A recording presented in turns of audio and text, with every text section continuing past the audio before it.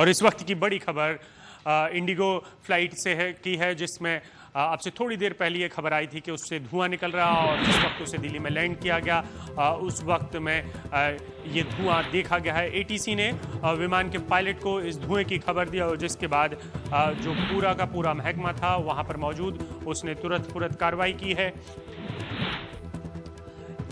यात्री दाईं ओर के स्लाइड शूट से उतारे गए हैं। कुछ यात्रियों को निकलते वक्त में मामूली चोट भी लगी है। सभी यात्री 147 यात्री जो थे उनके साथ चालक दल सुरक्षित है। दिल्ली में लैंडिंग के समय ये धुआं दिखा है। यह विमान मुंबई से दिल्ली जा रहा था।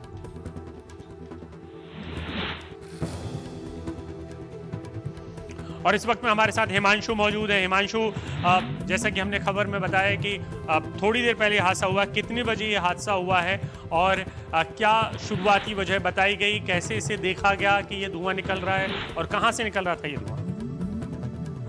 देखिए, अभी तक जो सूत्रों के हवाले से जानकारी हमारे पास आई है उसके मुताबिक अभिषेक, विमान मुंबई से जब दिल्ली पहुंचा तो लैंडिंग के दौरान एटीसी में जो अधिकारी तैनात थे उन्होंने सबसे पहले विमान से धुआं निकलते हुए देखा, जिसके बाद जो भी इमरजेंसी प्रोविजंस थे एयरपोर्ट पर उन इमरजेंसी डिपार्टमेंट को सतर्क किया गया और क्रू को भी अलर्ट किया गया कि विमान में लैंडिंग के दौरान धुआं नोटिस किया गया है। जिसके बाद जो भी इमरजेंसी प्रोविजंस थे उनको लागू किया गया और जैसे ही विमान की लैंडिंग हुई उसके बाद जो इमरजेंसी गेट था विमान में, जो हर विमान में होता है, उससे ये प्राथमिकता के तौर पर ये कोशिश की गई कि सभी 147 यात्री जो सवार थे और चालक दल के जो लोग थे उनको जल्दी बाहर निकाला जाए।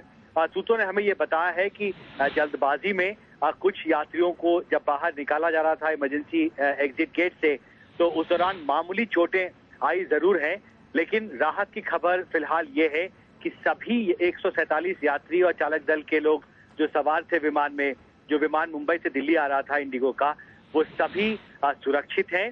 और मैं दोहराऊंगा कि सिर्फ इमरजेंसी एग्जिट के दौरान जब यात्रियों को और चालक दल के लोगों को जल्दी जल्दी विमान से बाहर निकाला जा रहा था उस दौरान कुछ यात्रियों को जरूर मामूली चोटें आई हैं, लेकिन 147 यात्री और चालक दल के लोग जो सवार थे विमान में, वो राहत की खबर यह है कि वो सभी सुरक्षित है। अभिषेक जी बिल्कुल, बहुत बहुत शुक्रिया। अब जांच का विषय होगा कि आखिरकार ये आग क्यों लगी और क्या पायलट को इसकी खबर भी नहीं थी, किन हालात में ये सब कुछ हुआ है, क्या रखरखाव में कुछ गड़बड़ी हुई है, ये तमाम चीज़ें अब जांच का विषय हैं जिसको लेकर हमें इंतज़ार करना होगा।